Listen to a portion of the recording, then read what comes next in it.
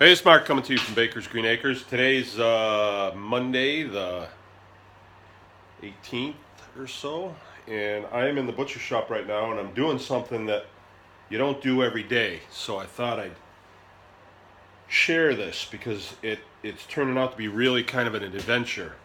Um, One of the products that we make with our Mangalitsa pigs is prosciutto. And prosciutto, it's an Italian name for ham. And it's a cured ham. You can see the nice red meat in there. And, you know, I make lots of these and I don't get super excited about all of them. But this one is way over 2 years old. And it was a small one, so it got picked out. And when I looked at the date on it, I was quite taken back with how old it was.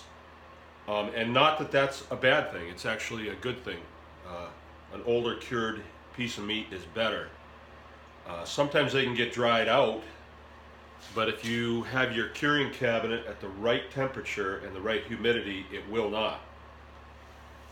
So what I've done with this one, you can see that I took that big chunk out of there. But in order to do that, this pig was scalded and scraped, and so I had to get through the hide on here. And here's a piece of the hide that I kind of kept to show you. And I mean, it is literally like the bottom of a leather shoe. Literally, it's hard. It was so hard that I could not get through it with this. I could not push the point of this through. So I had to get through it somehow. So I went and I got this razor knife and I put it out about that far. And I made strips, just like this. I stripped it. And then once I made those strips, I was able to get under it with my knife and peel that out. And once I was completely skinned, if you notice, this is the path of the bone. You get this one going this direction, and then it dog legs up to here. There's a joint right there, and then there's another bone that goes here to the H bone or the hip bone, right? You can't see that because there's meat around it, but I knew it was there. So once I had this skin, I just cut straight down here till I got to this bone right here. I rode that bone until I hit a stop, and then I come straight up. What I could have done is I could have veered out a little bit and come out about here, but I didn't. And so I have this much meat still on here that's I can use. But what I like about that piece of meat is you see the cross cut on there. When I'm doing this, a lot of times I have to keep my strength up. So I'm also required by state law to sample this while I'm doing it.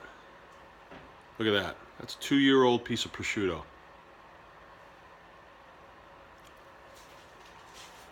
I already sampled it, so I know it's outstanding. Outstanding. I mean, outstanding. Wow. But that piece of meat right there,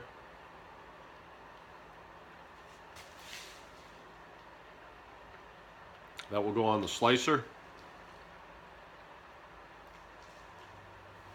and be sliced very, very thin, so you can almost see through it. Before we do that, we'll make sure it's chilled. It's pretty cool in here now, so it'd be fine. I'm not going to cut it until tomorrow morning, but now prosciutto is the rear leg of a pig. This was a Mangalitsa, a full Mangalitsa. It's a smaller one.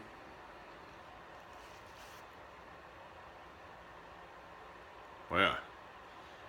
I leave this bone in. I was shown how to do this by Christoph Wiesner. He's a Austrian guy that came over and kind of brought this whole seam butchery business into the United States, and I kind of learned it from him. But he showed us to take this out. And I did that for a long time, but I think I lost a lot of meat because it leaves a big hole here, and in order to keep it from rotting, you have to get in there with a lot of salt, and I found that the salt made it too salty in that particular area. So I started leaving the H-bone in, and I will probably always do that. I just am used to it.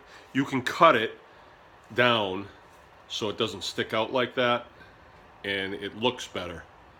But I think you lose less meat by leaving it in. This leg is packed in salt, and then we have a formula that we use for number of pounds, equates to number of days, quite simple. And then we hang it by the hoof, so it's hanging down like this for about a year. This one's 2 years old, so it's really very good. I mean, it gains flavor as time goes by. We hang them at 60 degrees, 60% humidity. There's a lot to know about that, but I'll just tell you, if you go less humidity than 60%,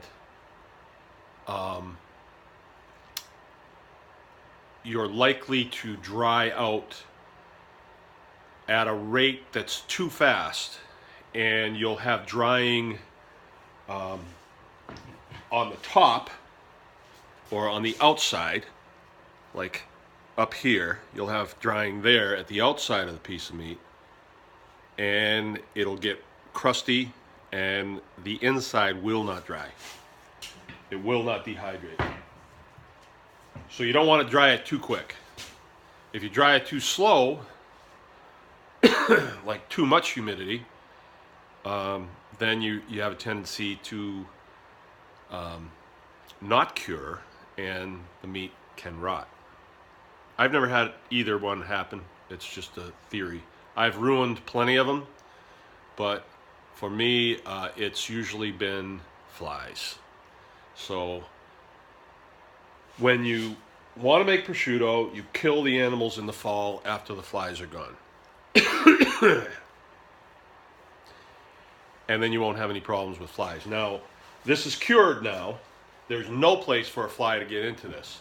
And people that come here and take our classes, we have a prosciutto that we made from a front leg, and it didn't turn out real good. There wasn't very much meat on it, and it was a little too salty, and so we cut off a little bit of it, but that was it. And then it hung in here behind the door for quite a long time, like years. And then we moved it outside, so it's out in the butchering area, and it's been there for several years too. And it's really none the worse for wear. I mean, if it came down to it and there was no other food to eat here, it would be edible. It's out in the sun and everything. But the flies do not go near it. It's just off limits to them. So that's how you deal with flies. If you have, a hanging room that is just absolutely fly proof, which that's difficult. I mean, we went to a lot of extremes to keep the flies out. We check it every single day if we have fresh meat in there. It's got a screen door on it, and that's a whole nother story how you build a hanging room, but we will go and look at it every day, and it has happened where you go look in there and you see a single fly.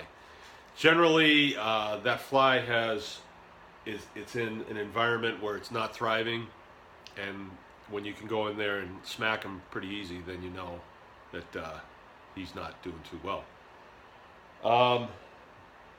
But in our old hanging room, I had a couple occasions where I went in there and there was some water dripping on the floor or some fluid, and when I looked closely at it, there was worms at the bottom of the ham, and it was a tremendous loss. But that happens, and that's where you learn. It hasn't happened in years, but it did.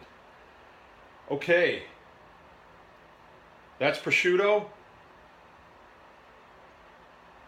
We hang them at 60 degrees, 60% humidity. And that's what I got to say about that. It's Mark from Baker's Green Acres. Anyone can farm.